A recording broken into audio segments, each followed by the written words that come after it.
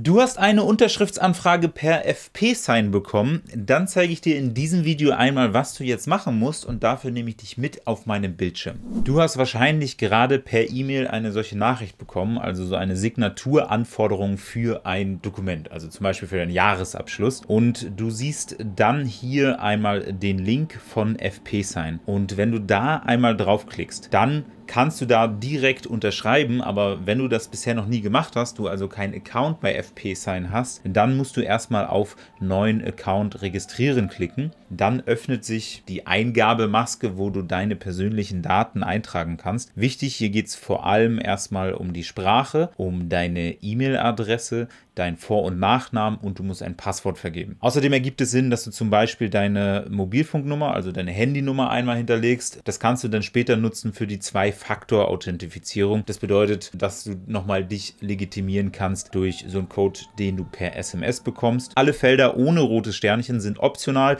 Das heißt, Firmenname, Postleitzahl, Steuernummer und so weiter musst du nicht ausfüllen. Du musst aber noch einmal die AGB und Datenschutzbestimmungen bestätigen und klickst dann auf Jetzt registrieren. Und dann bekommst du die Mitteilung, dass das Ganze funktioniert hat. Du musst aber noch einmal bestätigen, dass du tatsächlich Zugriff auf diese E-Mail hast, also dass es wirklich auch deine E-Mail-Adresse ist, die du da angegeben hast. Das bedeutet, du wechselst einmal in deine E-Mail-Inbox und siehst dann da in der Regel sofort schon die Bitte bestätigen E-Mail von FP-Sign. Da drin ist auch noch einmal ein Link und darauf können wir direkt klicken und damit ist der Account quasi angelegt und dann können wir uns direkt im Anschluss mit der E-Mail-Adresse und dem von uns ausgewählten Passwort bei FP-Sign anmelden. Das wird in der Praxis ehrlicherweise für dich jetzt nicht so besonders häufig notwendig sein, weil du für die Unterschriften in Zukunft einfach direkt eine E-Mail bekommst und du kannst dann einfach direkt in der E-Mail auf den Link klicken. Das schauen wir uns einmal an. Jetzt loggen wir uns trotzdem einmal ganz kurz ein, damit ich das Interface zeigen kann. Es ist relativ aufgeräumt. Du siehst auf der linken Seite einmal die erhaltenen Anfragen. Das bedeutet, das sind die Nachrichten, die du bekommen hast, wo du noch unterschreiben musst. Das heißt, du kannst dich auch jederzeit einfach in diesen Account einloggen und dann sehen, was noch zu unterschreiben ist.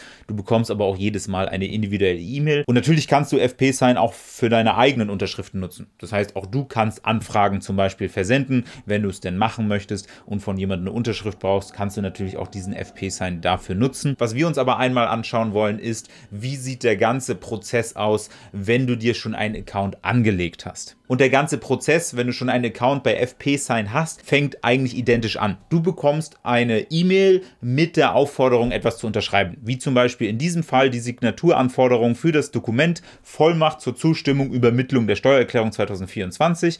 Das bedeutet, da hast du jetzt ein Dokument bekommen, was noch einmal unterschrieben werden soll. Du klickst auf den Link in der E-Mail. Du musst jetzt natürlich nicht nochmal einen neuen Account anlegen, das haben wir ja eben schon gemacht. Und weil ich jetzt hier schon eingeloggt bin, muss ich jetzt nur noch einmal bestätigen, dass ich wirklich ich bin. Du musst normalerweise erstmal deine E-Mail-Adresse und dein Passwort eingeben und dann bekommst du noch einmal einen Code per SMS zugeschickt, um zu bestätigen, dass du wirklich auch du bist. Schließlich möchte FP-Sign sicherstellen, dass du hier unterschreibst und nicht irgendwer. Und das wird sichergestellt, indem du hier nochmal so ein Zwei-Faktor-Verfahren bekommst. Wenn die SMS mit dem PIN oder der TAN nicht ankommen sollte, dann kannst du diesen TAN auch nochmal neu anfordern oder alternativ, du lässt dich anrufen. Das heißt, dann kriegst du einen kurzen Anruf, dir wird eine Nummer gesagt und diese Nummer füllst du dann in dieses Feld ein. Oder aber, was natürlich auch immer mal sein kann, du hast eine neue Telefonnummer. Dann klickst du hier unten auf neue Mobilfunknummer hinterlegen und dann kannst du die Telefonnummer wechseln, damit du in Zukunft wieder FP-Sign nutzen kannst. Das heißt, du gehst einmal in deine SMS und tippst hier den Code einmal ab, so wie ich es auch gerade mache, und klickst dann auf TAN abschicken. Und das, was sich dann nicht öffnet, ist das Dashboard von FP-Sign, sondern du bist direkt in dem Dokument, das du unterschreiben musst. Und zwar sehen wir das hier auf der rechten Seite. Das bedeutet, wir haben hier einmal das Zustimmungsdokument bekommen. Das muss einmal von dir unterschrieben werden. Und auf der linken Seite sehen wir eigentlich auch schon die Schritte angegeben, die wir jetzt machen müssen. Das heißt, hier sehen wir auch schon direkt, wo die Unterschrift hin soll.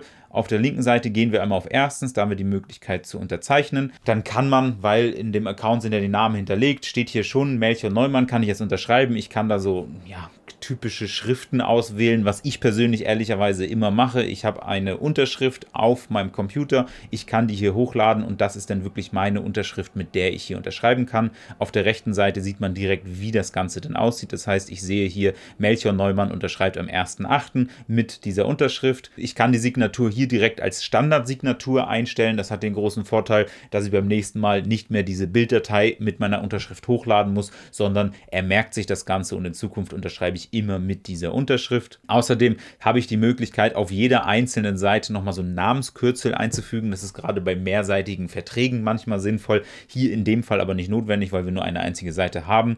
Ich muss anschließend nur nochmal bestätigen, dass ich die AGB gelesen habe und dass ich ihnen zustimme und klicke dann auf Bestätigung. Und damit ist das Dokument tatsächlich auch schon unterschrieben.